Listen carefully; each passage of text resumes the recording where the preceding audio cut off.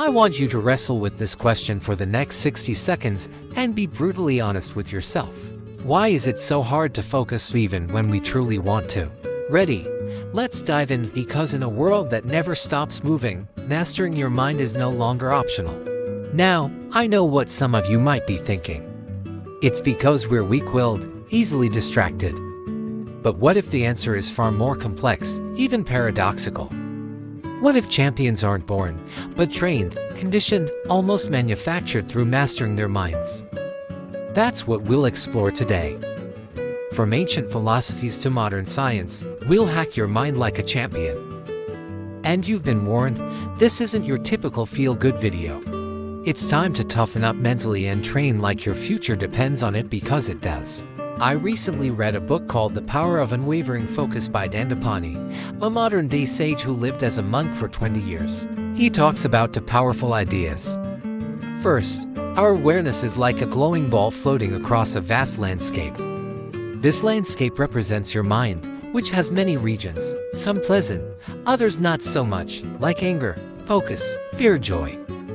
Where's your awareness? Moving around in this inner world. Second, whatever region your awareness enters becomes bigger and brighter, while all other regions fade away. So what does this mean? Champions train their awareness to stay in certain regions of the mind, like focus, while dimming the rest. In contrast, most people lack this discipline.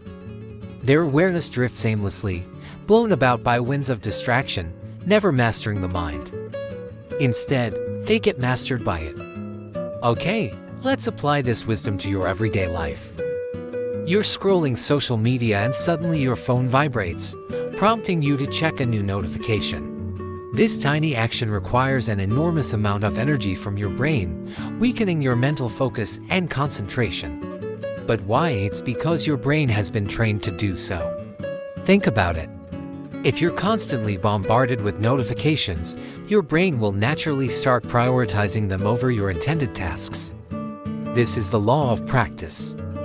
You become good at whatever you practice, good or bad. Your brain prioritizes what it deems important. And it defines importance based on the things you consistently give your attention to. So when you frequently find yourself pulled away from your work due to notifications, your brain perceives them as more crucial than your intended tasks. It's your brain's way of adapting and becoming efficient. In essence, what you feed your brain's neuroplasticity makes it strong.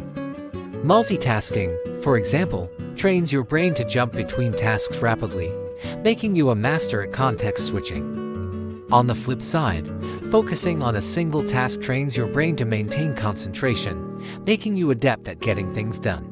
But here's the catch. Like energy, your attention is a finite resource. This brings me to my second key point. Energy management is mental wealth. Your energy is limited, much like money, and it's constantly flowing out of you without your say-so. So spend it wisely. Again, Dandapani talks about this idea that energy equals to 100 every day. And each day you wake up with a fresh 100. Every action you take drains some energy, whether it's interacting with someone, watching TV, or simply existing. By the end of the day, your 100 is depleted and replenished overnight.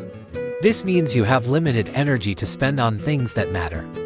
And the choices you make in how you spend your energy determine whether you live a life of passion or regret. Just like financial wealth, you have control over your energy. With mindfulness, you can be deliberate about where you allocate your energy, choosing to invest it in experiences, relationships, or personal growth. Remember, your life force is finite. Don't waste it.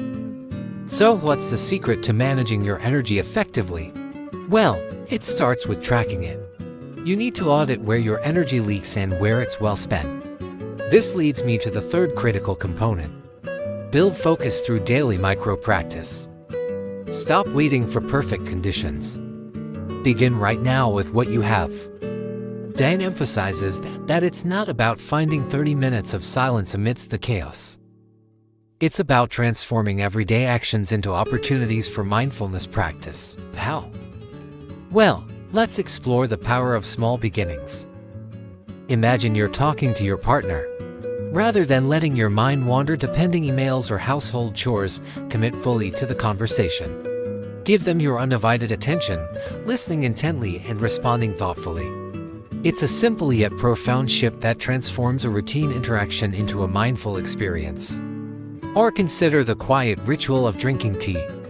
As you steep the leaves, take a moment to appreciate the aroma filling the air. As you sip the warm brew, savor the flavors dancing on your tongue. Notice the comforting heat spreading through your body. It's a small practice, but it trains your mind to be present in each moment. And this brings us to the core teaching of Dan's book, One Thing at a Time. It's deceptively simple, yet profoundly transformative. Let's illustrate this concept with two scenarios. In the first, you're working on a project when your phone chimes with a message. You pause your work to read it, then return to your task. Now, even though you've resumed your work, your focus is fragmented. Your mind still lingers on the message received. This fragmented state reduces your productivity and increases the likelihood of errors. Now consider the second scenario. You receive a message while working on a project. Instead of immediately addressing it, you acknowledge its presence, reminding yourself to return to it later. You then fully immerse yourself in your work, giving it your complete attention. When you eventually shift your focus to your phone, you do so intentionally, fully present in that task. Over time, consistently applying this principle rewires your brain, making it adept at staying focused amid distractions. Your capacity to concentrate strengthens, enabling you to complete tasks more efficiently and with higher quality. In essence, it's about reclaiming your attention from constant distractions and redirecting it to the task at hand. It's not about eliminating distractions, but about mastering the art of refocusing your attention when it strays. It's this daily micro-practice, this commitment to being present in each moment that gradually transforms your relationship with your mind. You evolve into a mental athlete, honing your focus through consistent practice. And remember, this journey doesn't require grand gestures. It begins with small, intentional steps taken daily. Let's move on to the fourth part. Mental strength hacks, champion habits. Okay, here are 5 champion habits to train your mind, each backed by neuroscience. Number 1, morning mental reset. Dedicate the first 5 minutes of your day to silence. Don't pick up your phone or check your emails. Sit quietly, observing your thoughts without judgment. This primes your mind for the day ahead. Neuroplasticity plays a vital role here. By establishing a daily habit of morning meditation, you're essentially creating a groove in your brain. This repetition reinforces neural connections associated with focus and emotional regulation, enhancing your ability to concentrate throughout the day. Number 2, no phone zone for the first 30 minutes. Keep your phone out of sight and reach during the first 30 minutes of your day. During this crucial period, your willpower is at its lowest. Having your phone nearby, with its constant notifications and distractions, can weaken your mental focus and concentration. Instead, engage in activities that promote mindfulness and focus, such as meditation or reading. Number 3, thought loop daily. Thought loops are those repetitive negative thoughts that drain your energy. For instance, I always mess up or everyone dislikes me. Identify a dominant thought loop and write it down daily for a month. This practice trains your brain to recognize and challenge these thoughts, breaking the cycle of negativity. Number 4, 1 focused breath before every task. Before starting any task, take a deep breath, feeling your belly expand and then contract. This activates your parasympathetic nervous system, promoting calmness and concentration. Over time, this habit trains your brain to shift from a state of agitation to one of focus whenever you face a new task. Number 5, track your daily distractions like a fitness score. Keep a record of how many times you get distracted each day. These distractions could range from checking social media to engaging in non-essential conversations. At the end of the day, tally up your distractions.